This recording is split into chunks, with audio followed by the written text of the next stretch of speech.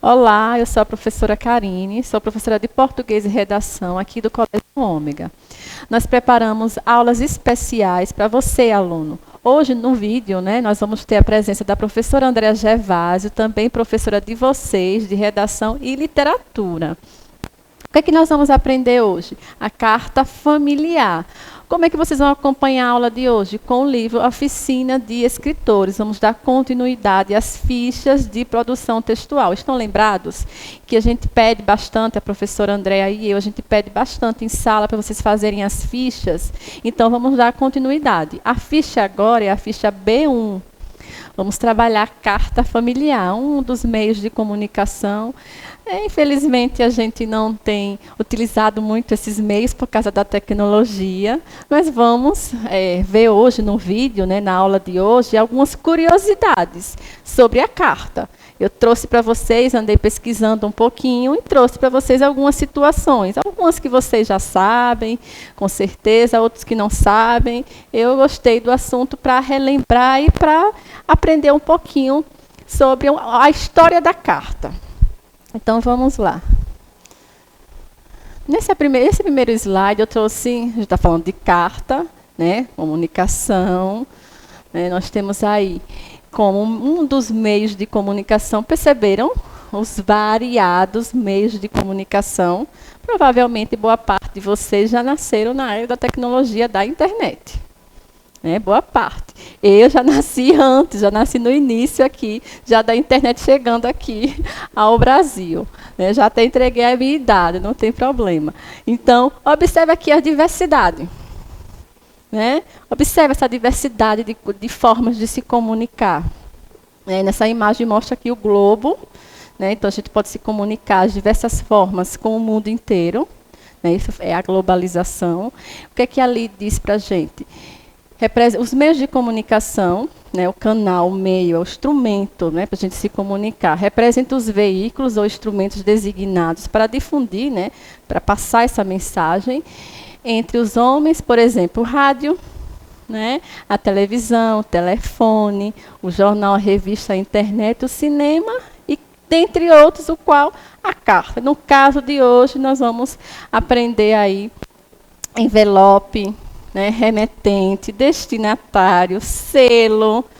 Nós vamos aprender, vamos relembrar sobre esses detalhezinhos. A gente fala em carta, a gente lembra de quê? Do correio. Quem é que vai entregar essa carta? Não é verdade? Aí eu trouxe para vocês uma curiosidade que eu fui pesquisando, um pouquinho de história. Não vou me adentrar muito, não, para a gente trabalhar a carta familiar. Só uma curiosidade. É considerado um dos mais antigos meios de comunicação com os egípcios, não é isso? Antigamente eram as aves, as pombas, os corvos, que eram utilizados para o envio das mensagens. Vamos dar continuidade a algumas curiosidades. Aí eu coloquei uma linha do tempo, desde a carta, observe o período de tempo, a correspondência até os tempos atuais. Para vocês visualizarem o período que isso foi, foi evoluindo, na verdade, foi marcando, cada período marcando com um meio de comunicação diferente. Aí eu trouxe para a gente um pouquinho de história. Aí eu coloquei um pouquinho do conteúdo da carta. É um meio de comunicação mais antigo do mundo. Ainda se utiliza cartas, viu, gente? Não se sabe ao certo quando elas surgiram. Aí coloquei ali, mas os reis do antigo Oriente Médio já escreviam cartas, por ser também um dos registros mais antigos. Alguns estudiosos apontam, inclusive, que a carta é a mãe de todos os gêneros textuais, ao lado dos mitos e contos. Aí no Brasil as cartas chegaram junto com os primeiros portugueses, aí um pouco de história. O Brasil foi o segundo país do mundo a utilizar, achei muito interessante essa informação, para a gente trabalhar a questão do selo. Em 1843, eu trouxe aqui a imagem do primeiro selo. para a gente. Antigamente, a base das comunicações eram as cartas, cartas de amor, cartas oficiais, cartas dramáticas. Depois veio o telefone, aí a linha do tempo. Dá o link para mais informações. Bom, aí eu trouxe já o modelinho da carta aqui, ó, ao fundo, mostrando o selo. Né? É um meio de comunicação visual construída por algumas folhas de papel fechadas em um envelope que é selado e enviado ao destinatário da mensagem através dos serviços, né? Então, de postagens. Né? Então, está aqui a carta. Olha aqui, ó, o primeiro selo, ó, a origem dos selos. Eu achei muito interessante. Né? É um pedacinho pequeno de papel, contém os valores de um país e pode se transformar em objeto de coleção. Tem gente que coleciona selos de exposição. Ali é o primeiro selo. O Brasil foi o segundo país, o primeiro, se não me engano, foi a Inglaterra. Foi o segundo país a emitir selos em 1842 com a série Olho de Boi, que foi esse daqui que eu pesquisei. Vocês podem estar pesquisando e visualizando melhor na internet, achei interessante. Os primeiros selos comemorativos foram lançados em alusão ao centenário, né, do descobrimento do Brasil. Desde então, nosso país inova na criação dos selos, que continuam sendo um produto fundamental para a sociedade. Bom, agora, né, já com o livro, essa parte inicial foi só curiosidades, né, sobre a carta, correio, sobre selo. E agora vocês vão aprender mais sobre a carta familiar, com a professora Andréa Gervásio. Então, né, pessoal, dando continuidade ao que a professora Karine já expôs, tá? A carta familiar, como o próprio nome já diz, é uma comunicação entre amigos e familiares. Mesmo que esteja em desuso, ok? Ainda é um gênero importante, pois como a professora Karine mesmo expôs, ok? Ela é a mãe de todos os outros gêneros, ok? Que conhecemos, tá? Seja digitais ou não, a carta familiar, ela ainda é um instrumento importante. A estrutura da carta, ela é utilizada também em diversos outros gêneros. Inclusive, quando você envia um e-mail, você também trabalha a mesma estrutura, ok? Então, os dois elementos principais, tá? É o remetente e o destinatário, tá? O remetente, que é aquele que envia a carta, e o destinatário, aquele que recebe a carta, tá? Mais uma vez, esses dois elementos você também encontra em outros gêneros, no e-mail, no próprio blog, né? Você encontra numa mensagem de WhatsApp, ok? Quando você recebe um boleto, né? Todo mundo aí recebe boleto de alguma instituição, de alguma empresa. Então tá lá o remetente, que é o nome da empresa que enviou, né? O destinatário, que é a pessoa que está ali, né? Que irá receber, né, aquele boleto, ok? E o assunto, que é a descrição do que você comprou, gastou e do que você precisa pagar, tá?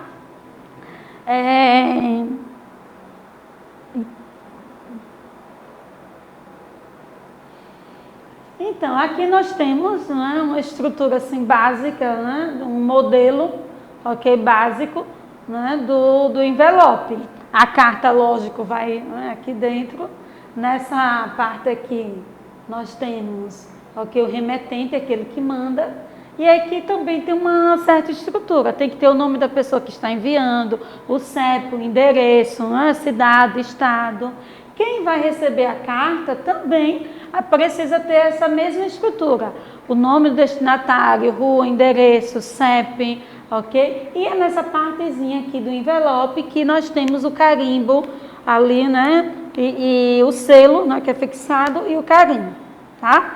Alguém já teve a ideia de enviar uma carta? Tente enviar uma carta escrita à mão, ok? Para alguém da sua família ou para um amigo que esteja vivendo em outro estado, né, em outro país, para ver se chega. Né? Se chegar, você nos fala aí depois, ok? Então, no livro Oficina de Escritores de vocês, ok? Ele dá essa organização aqui, ok, do texto, tá? Que também os elementos e também apresenta a estrutura básica de uma carta. Então, quando você vai lá escrever, você tem o local, a data, tá? Você tem a saudação, essa saudação, a depender da pessoa a quem você está enviando, ela pode ser uma saudação mais amistosa, mais informal, né? Ou mais formal, ok? Se eu estou enviando para um amigo, eu me utilizo ali de uma linguagem mais simples, né? De gírias, por exemplo, ok? Se eu estou enviando uma carta para uma pessoa que eu respeito, lógico que a minha linguagem será diferente, ok? O desenvolvimento, que é o próprio assunto tratado na carta, tá? A despedida, né? Também varia, né? O grau, né? Esse grau de intimidade aí, ok? Com a pessoa na qual você está dirigindo, né? Escrevendo aquela carta, tá? A assinatura do remetente, também, mais uma vez, a depender do grau de intimidade, essa despedida aí pode ser informal ou mais formal, ok? Então, no livro, ok, de vocês, tá? Vocês vão escolher uma das propostas lá que ele cita, na página 70, proposta 1, 2 ou 3, e vai produzir o seu texto.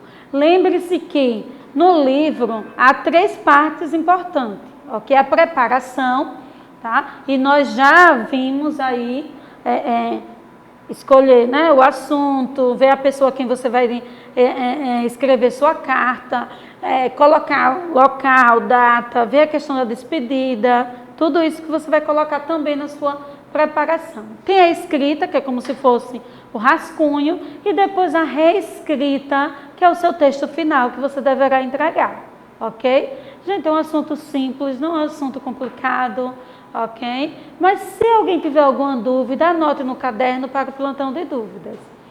Outra coisa, se por acaso houver alguma página que não foi corrigida, não se preocupe que ao retornarmos, nós iremos estar corrigindo. Lembre-se que esse livro é de orientação para a produção textual, está bem?